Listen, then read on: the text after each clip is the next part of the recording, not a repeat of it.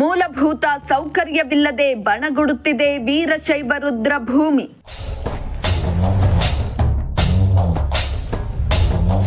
ಅರಸೀಕೆರೆಯಲ್ಲಿ ವೀರಶೈವ ಸಮಾಜದ ಮುಖಂಡ ರಮೇಶ್ ಆತಂಕ.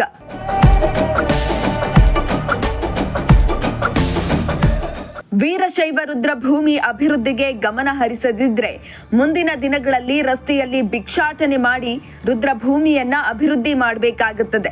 ಅರಸೀಕೆರೆ ತಾಲೂಕಿನಲ್ಲಿ ಅತಿ ದೊಡ್ಡ ಸಮಾಜ ಅಂದ್ರೆ ವೀರಶೈವ ಲಿಂಗಾಯತ ಸಮಾಜ ಎಂದು ಪ್ರತಿಯೊಬ್ಬರಿಗೂ ತಿಳಿದಿದೆ.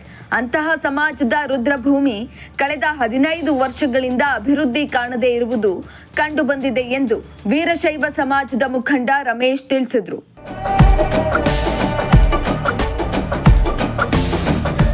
ಹೌದು, ಅರಸೀಕೆರೆ ತಾಲೂಕಿನ ಗೀಜಹಳ್ಳಿ ಸಮೀಪ ಇರುವ ವೀರಶೈವ ಲಿಂಗಾಯತ ಸಮಾಜದ ರುದ್ರಭೂಮಿ ಮೂಲಭೂತ ಸೌಕರ್ಯಗಳಿಂದ ವಂಚಿತಗೊಂಡಿದೆ.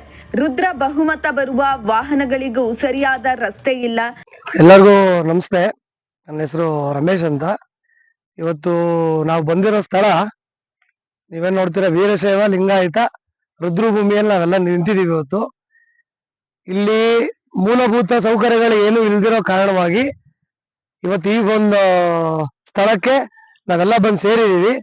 ಮೊದಲನೇದಾಗಿ ಒಂದು ಏನ್ ಮೇನ್ ರಸ್ತೆ ಇದೆ, ಯಾವುದೇ ಒಂದು ನಾವು ವಾಹನದಲ್ಲಿ ಇಲ್ಲಿ ಕೆಳಗೆ ಇಳಿಯೋಕ್ ಆಗದಿರೋ ಪರಿಸ್ಥಿತಿ ಉಂಟಾಗಿದೆ. ಇಲ್ಲಿ ನಾಗರಿಕರಿಗೆ ಇದರಿಂದ ದಿನನಿತ್ಯ ತೊಂದರೆಗಳು ಅನುಭವಿಸ್ತಾ ಇದ್ದಾರೆ. ಈ ಒಂದು ರುದ್ರಭೂಮಿಯಲ್ಲಿ ಯಾವುದೇ ರೀತಿಯ ಮೂಲ ಸೌಕರ್ಯಗಳು ಸರ್ಕಾರದಿಂದ ಒದಗಿಸಿಲ್ಲ.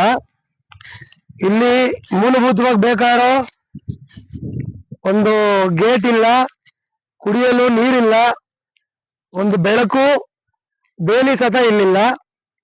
ಅಂತ್ಯ ಸಂಸ್ಕಾರಕ್ಕೆ ಬರುವ ಜನರಿಗೆ ಕುಡಿಯುವ ನೀರು ಮತ್ತು ರುದ್ರಭೂಮಿ ಸುತ್ತ ಕಾಂಪೌಂಡ್ ಇಲ್ಲ. ಸಮಾಜದ ಬಾಂಧವರಲ್ಲಿ ಕೇಳಿಕೊಳ್ಳುವುದೇನೆಂದ್ರೆ ರಾಜಕಾರಣ ಹೊರತುಪಡಿಸಿ ಸಮಾಜದ ಅಭಿವೃದ್ಧಿಗೆ ಶ್ರಮಿಸಬೇಕು. ಇಲ್ಲದಿದ್ದರೆ ಮುಂದಿನ ದಿನಗಳಲ್ಲಿ ರಸ್ತೆಗಳಲ್ಲಿ ಭಿಕ್ಷಾಟನೆ ಮಾಡಿ ರುದ್ರಭೂಮಿಯನ್ನ ಅಭಿವೃದ್ಧಿಪಡಿಸಬೇಕಾಗುತ್ತದೆ ಎಂದು ತಿಳಿಸಿದ್ರು.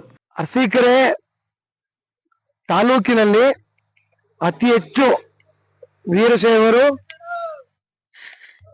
ವಾಸವಿದ್ದು ನಗರ ಪ್ರದೇಶದಲ್ಲಿ ಒಂದರಲ್ಲೇನೆ ಸರಿಸುಮಾರು 10,000 ಜನ ವೀರಶೈವರು ಇದ್ದಾರೆ. ಅಂತ ವೀರಶೈವರ ಮನೆಗಳಲ್ಲಿ ಏನಾದರೂ ಸಾವು ನೋವು ಸಂಭವಿಸಿದಾಗ ಅವರಿಗೆ ಅಂತ್ಯಕ್ರಿಯೆ ಮಾಡಿಕೊಳ್ಳಲು ಒಂದು ಯೋಗ್ಯವಾದ ಜಾಗ ಇಲ್ಲದಿರುವುದು ತುಂಬಾ ದುಃಖಕರ ಸಂಗತಿ.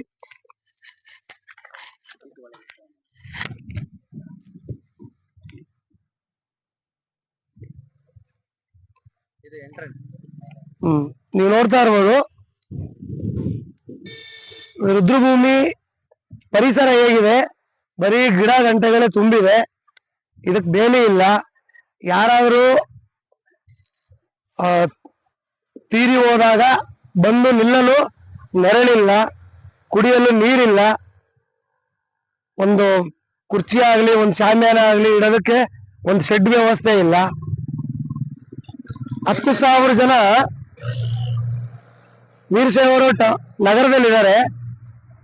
ಇನ್ ಕೇಸ್ ಹೆಚ್ಚು ಕಮ್ಮಿ ಆಗಿ 1-2-3 ಜನ ತೀರೋದ್ರೆ ಕರ್ಕೊಂಡ್ಬರೋದಕ್ಕೆ ಒಂದು ವಾಹನದ ವ್ಯವಸ್ಥೆ ಇಲ್ಲ.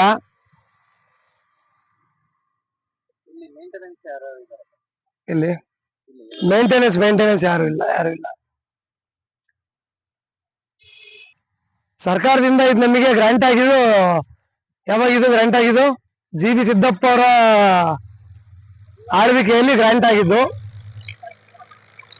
ಇಲ್ಲಿವರೆಗೂ 10 ರೂಪಾಯಿದು ರುದ್ರಭೂಮಿ ಕೆಲಸ ಆಗಿಲ್ಲ. ಆಶ್ವಾಸನೆಗಳು ಭರವಸೆಗಳಿಗೆ ಸೀಮಿತ ಆಗೋಗಿದೆ. ಕೆಲಸ ಮಾಡಕ್ ಯಾರು ಮುಂದೆ ಬರ್ತಾ ಇಲ್ಲ.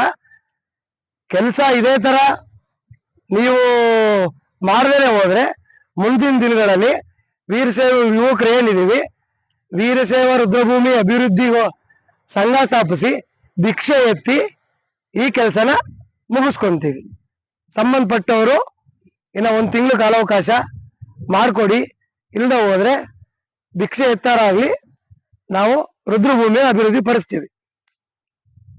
ಸರ್ಕಾರಕ್ಕೆ ಒತ್ತಾಯ ಮುಂಚೆಯಿಂದನೂ ಮಾಡ್ತಾ ಇದೀವಿ, ಈಗಲೂ ಹೇಳ್ತಾ ಇದೀವಿ. ಇದು ವೈಯಕ್ತಿಕವಾಗಿ ನಮ್ಮ ಕೈಯಲ್ಲಿ ಮಾಡೋಕ್ಕಾಗೋ ಕೆಲಸ ಅಲ್ಲ. ಸರ್ಕಾರ ಮುಖ್ಯವಾಗಿ ಮಾಡಬೇಕಾಗಿದ್ದು, ಸರಿಸುಮಾರು 15 ವರ್ಷ ಆಯ್ತು ಈ ಒಂದು ರುದ್ರಭೂಮಿ ಸ್ಯಾಂಕ್ಷನ್ ಆಗಿ, ಅಲ್ಲಿಂದ ಇಲ್ಲಿವರೆಗೂ 10 ಪೈಸದ್ದು ಕೆಲಸ ಆಗಿಲ್ಲ. ಸಮಾಜದ್ದು ಒಂದು ಬೋರ್ಡ್ ಇಲ್ಲ, ಬೇಲಿ ಇಲ್ಲ, ನೀರಿಲ್ಲ.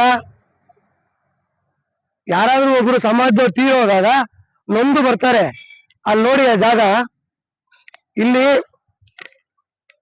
ತೀರಿ ಹೋಗೋವಂಥವ್ರನ್ನ ನಾವು ಒಳಗಡೆ ಯಾವ ತರ ಕರ್ಕೊಂಡ್ ಬರ್ಬೋದು, ಜಾಗ ಇಲ್ಲ. ಅರಸೀಕೆರೆಯಲ್ಲಿ ವೀರಶೈವ ಸಮಾಜದಲ್ಲಿ ಮುಖಂಡರು ಇದೀರೋ ಇಲ್ವೋ ಗೊತ್ತಾಗ್ತಾ ಇಲ್ಲ. ಸಮಾಜದಲ್ಲಿ ಸ್ವಲ್ಪ ಏನಾರ ಒಂದು ಅನುಕೂಲ ಮಾಡಿಕೊಟ್ರೆ ನಾಳೆ ದಿವಸ ಜನ ನೆನೆಸ್ತಾರೆ, ಇಂಥವ್ರು ಮಾಡಿಕೊಟ್ರು ಅಂತ. ದಯವಿಟ್ಟು ಇದೊಂದು ಕೆಲಸನ, ಪುಣ್ಯದ ಕೆಲಸ. ಸಮಾಜದಲ್ಲಿ ಯಾರು ಮುಖಂಡರು ಅಂತ ಇದ್ದೀರಾ, ಪಕ್ಷ ಭೇದ ಮಾಡ್ದಲೆ ದಯವಿಟ್ಟು ಈ ಅಭಿವೃದ್ಧಿ ಮಾಡ್ಕೊಡಿ. ಇಲ್ಲ ಅಂದ್ರೆ ಮುಂಚೆ ಹೇಳ್ದಂಗೆ ಭಿಕ್ಷೆ ಎತ್ತುತ್ತೀವಿ ರೋಡಲ್ಲಿ, ಸ್ಮಶಾನ ಅಭಿವೃದ್ಧಿಗೆ ಅಂತ ಕೆಲಸ ಮಾಡಿಸ್ತೀವಿ. ಇನ್ನು ಇದೇ ಸಂದರ್ಭದಲ್ಲಿ ವೀರಶೈವ ಮುಖಂಡ ಹಾರನಹಳ್ಳಿ ರಾಜು, ಟಿಎಸ್ ಮಧು, ದಯಾನಂದ್ ಹಾಜರಿದ್ದರು. MD Naseer, Prajashakti TV, Arsikere.